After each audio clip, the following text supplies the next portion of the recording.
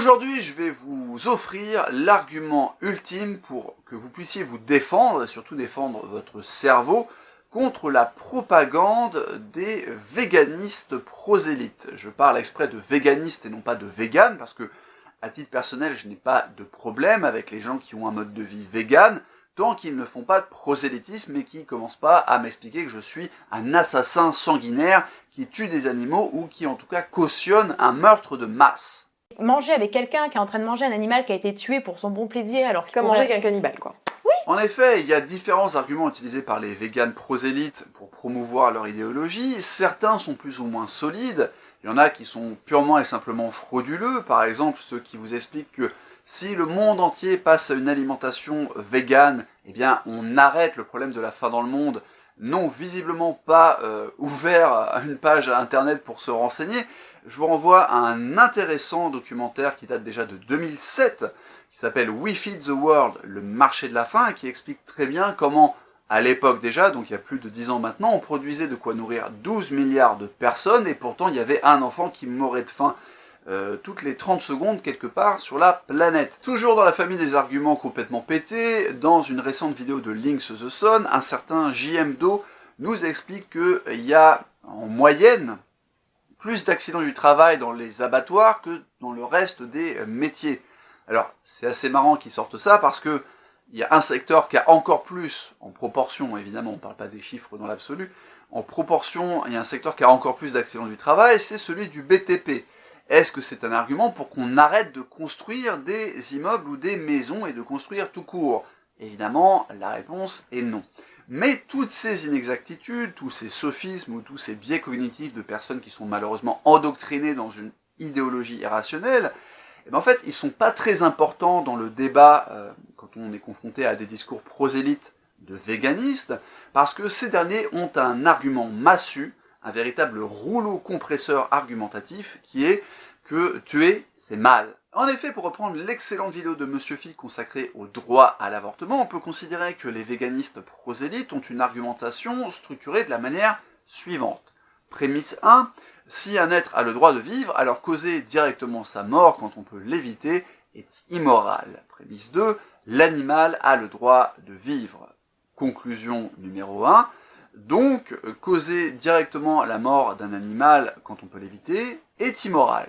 Ce qui s'enchaîne avec la prémisse numéro 3, manger de la viande cause directement la mort d'un animal alors qu'on peut l'éviter en ne mangeant pas de viande.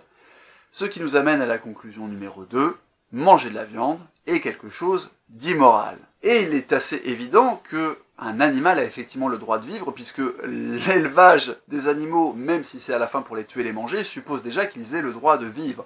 Et dans un monde où on se préoccupe de plus en plus de la biodiversité, on ne peut pas vraiment considérer que les animaux n'auraient pas le droit de vivre. Ce serait un petit peu difficile à tenir, sauf à faire des petits arrangements comme ça, en disant que certains animaux ont le droit de vivre, mais pas d'autres. Par exemple, certains animaux considérés comme nuisibles, comme les moustiques, devraient tous mourir, ce qui effectivement peut d'ailleurs être un argument tout à fait recevable, mais globalement on ne peut pas dire que les animaux n'ont pas le droit de vivre. Ce qui veut dire qu'on doit s'attaquer aux prémices numéro 1, à savoir que si un être a le droit de vivre, alors causer directement sa mort quand on peut l'éviter est immoral. Et pourquoi c'est un argument rouleau compresseur, ce prémisse? Eh bien parce qu'en fait, à moins que vous viviez dans le monde de Hokuto no Ken, ce qui normalement n'est pas le cas puisque vous avez une connexion internet et que vous êtes en train de regarder la présente vidéo en langue française, on vous a élevé, normalement dans votre famille et ensuite à l'école, dans l'idée que tuer c'est mal, et que même globalement d'ailleurs la violence c'est pas bien, et parfois même l'autodéfense c'est pas bien. Et c'est là qu'intervient l'argument du violoniste développé par Judith Jarvis Thomson. Imaginez que vous marchez dans la rue pour acheter, je ne sais pas moi, 1 kilo de bacon et préparer le délicieux hamburger, quand soudain vous tombez inconscient. Et en vérité vous n'êtes pas tombé inconscient tout seul, vous avez reçu un petit peu d'aide de la part d'un commando de mélomanes défenseurs de l'impérialisme baroco-classique. Qu'est-ce que c'est que ce truc? Eh bien c'est une société d'amateurs de musique qui vous a kidnappé parce que vous étiez la seule personne à disposer du patrimoine génétique pouvant sauver un grand violoniste connu sous le nom d'André Rieu, qui, comme chacun sait, fait partie du patrimoine mondial de l'humanité. Vous vous réveillez donc dans une chambre d'hôpital, et vous êtes ligoté à un lit Et en plus d'être ligoté à un lit, vous êtes relié à André Rieu par tout un tas de tuyaux qui prélèvent votre sang, entre autres, pour sauver ce pauvre André Rieu d'une maladie épouvantable. Le médecin qui est présent dans la pièce vous explique que si on vous débranche maintenant, André Rieu va mourir, causant ainsi la perte d'un des plus grands musiciens de l'humanité. Alors vous n'êtes pas opposé à l'idée de sauver ce malheureux André Rieu, mais vous demandez quand même au médecin combien de temps vous allez devoir rester ligoté au lit, parce que c'est pas tout, mais vous avez quand même certaines obligations desquelles vous acquittez. Et le médecin vous répond que ça va pas être très long, il va seulement falloir rester ligoté au lit pendant 9 mois.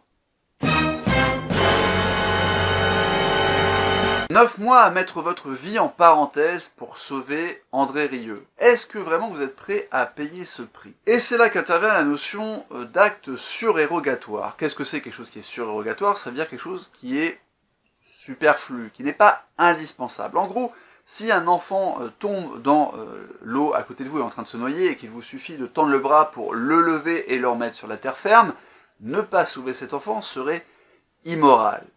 Mais par contre, si on vous explique qu'il faut prendre un billet d'avion pour la Thaïlande, aller sur place, traverser le pays en jeep, pour ensuite arriver enfin sur le chantier d'une organisation non gouvernementale qui essaye de sauver les enfants de la variole, est-ce que c'est immoral de ne pas faire ce trajet en avion et en jeep à travers le monde et à travers la Thaïlande? Vous pouvez bien évidemment consacrer votre temps et votre énergie, et donc votre argent, à faire ce périple à travers la jungle pour aller sauver des enfants, mais si vous ne le faites pas, personne ne va vous jeter la pierre, en tout cas, personne qui a un fonctionnement relativement rationnel au quotidien ne va vous jeter la pierre en vous traitant d'assassin, sous prétexte que vous n'avez pas dépensé vos ressources dans le fait d'aller à l'autre bout de la planète pour sauver des enfants.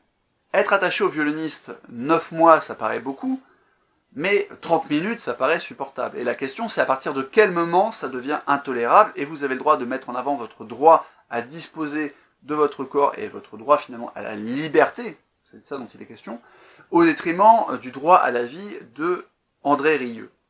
C'est toute la question du continuum. Et notez que cette idée de continuum, elle concerne tout un tas de sujets, et j'essaierai de faire une petite vidéo là-dessus très prochainement. Donc on a ce continuum. Si on vous dit qu'il faut rester 9 ans, 9 ans, c'est bizarre, 9 années attaché à votre lit pour sauver André Rieu, vous allez trouver que c'est trop. Si on vous dit qu'il faut rester 9 minutes, on va juger que c'est quand même relativement immoral de votre part de refuser de passer 9 minutes sur un lit à donner un peu de votre sang à ce malheureux André Rieu. Et du coup, la question du mode de vie vegan, elle se chiffre comment? Comment est-ce que tu peux chiffrer la quantité d'efforts que tu fournis pour ne jamais consommer de produits animaux? Comment est-ce que tu peux chiffrer la quantité de repas que tu fais en te privant de viande, parce que la viande c'est un plaisir, et ça peut être aussi dans certains cas une source de bons nutriments. Il faut pas manger, en fait, il y a peu de choses qu'il faut manger en excès, si tu veux, mais par exemple, trop de viande rouge, c'est pas bon, trop de charcuterie, c'est pas bon, mais c'est pas non plus un argument pour ne jamais en manger. Le seul argument étant ce fameux argument en vertu duquel tuer c'est immoral, et donc manger des animaux, ça nécessite de les tuer, et c'est donc immoral. Sauf que sur ce continuum qui oppose le droit à la vie des animaux et le droit à la liberté des êtres humains, enfin, même de chaque individu, et où se place le curseur?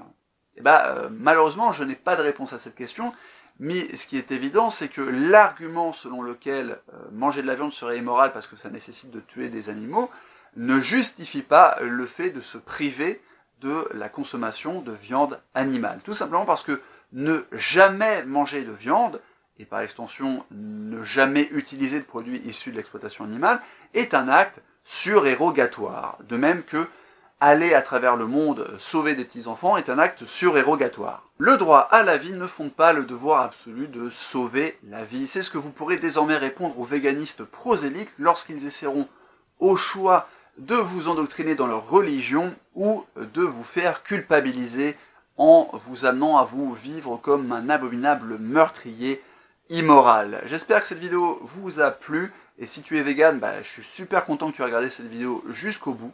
Je vous dis à tous la même chose, à savoir, prenez soin de vous, prenez soin du monde, ça peut servir.